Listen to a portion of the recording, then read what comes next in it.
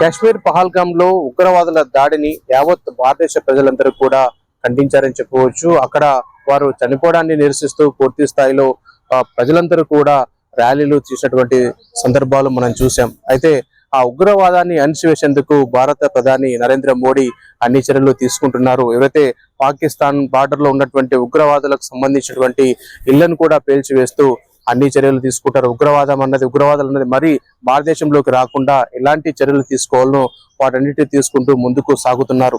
అయితే మన భారతదేశ ప్రధాని తీసుకున్న నిర్ణయాలకు అనుగుణంగా కూడా రైతులు కూడా ముందుకు వచ్చారని చెప్పవచ్చు. రైతులు ఏదైతే పాకిస్తాన్ కు కూరగాయలను మనం సరఫరా చేస్తాం, ముఖ్యంగా టమాటాలని ఎక్కువగా ఈ మన దేశం నుంచి పాకిస్తాన్ కి ఎగుమతి చేస్తాం. ఈ నేపథ్యంలో కూడా రైతులందరూ ఒక నిర్ణయం తీసుకున్నారు. ఎప్పుడు కూడా ఈ రోజు నుంచి కూడా పాకిస్తాన్ కి మేము ఈ టమాటాల ఎగుమతిని నిలిపివేస్తున్నాం అని చెప్పేసి కూడా ఒక నిర్ణయం తీసుకోవడం జరిగింది. ఎందుకంటే ఉగ్రవాదులు కూడా మన దేశానికి రావడమే కాకుండా మన పర్యాటక ప్రాంతంలో చొరబడి అక్కడ ఉన్నటువంటి హిందువులను అత్యంత క్రూరంగా చంపిన నేపథ్యంలో కూడా మన దేశం నుంచి వారికి ఏ విధంగా మనము ఈ ఉత్పత్తులను అందించడంలో అర్థమే లేదు అసలు అని చెప్పేసి కూడా ఒక నిర్ణయమైన సాహసోపేతమైనటువంటి ఒక నిర్ణయం తీసుకున్నారని మనం చెప్పుకోవచ్చు. ఎందుకంటే రైతులకు ఆదాయం పంటను అమ్ముకుంటూనే వస్తుంది. అయితే మన పైన దాడి చేసేటువంటి శత్రు దేశానికి మనం ఎందుకు ఈ ఉత్పత్తులను అందించాలన్న ఉద్దేశంతో కూడా పూర్తి స్థాయిలో ఈ రోజు నుంచే పూర్తిస్థాయిలో ఈ టమాటాల ఎగుమతిని కూడా పూర్తిగా నిలిపివేస్తున్నామని చెప్పేసి కూడా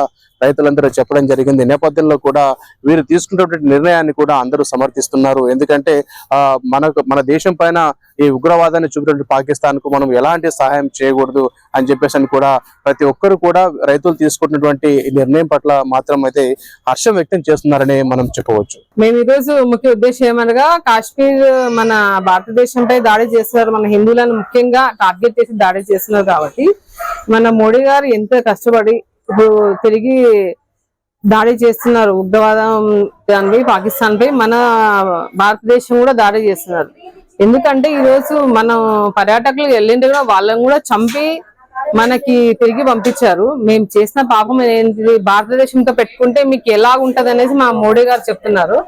దీంతో ముఖ్యంగా ఇక్కడ మన భారతదేశంలో ఉండే రైతులు ఇక్కడే కాదు ఏపీ తెలంగాణ భారతదేశంలో ఉండే రైతులందరూ మన హిందువులని మన భారతదేశానికి నష్టం చేసిన పాకిస్తాన్ వాళ్ళకి ఇక్కడ పండించే పంట ఉదాహరణకి టమాటా పండ్లు కానీ కూరగాయలు కానీ ఇతర వస్తువులు ఏదైనా సరే గాని అక్కడికి మేము కూడా పంపించము.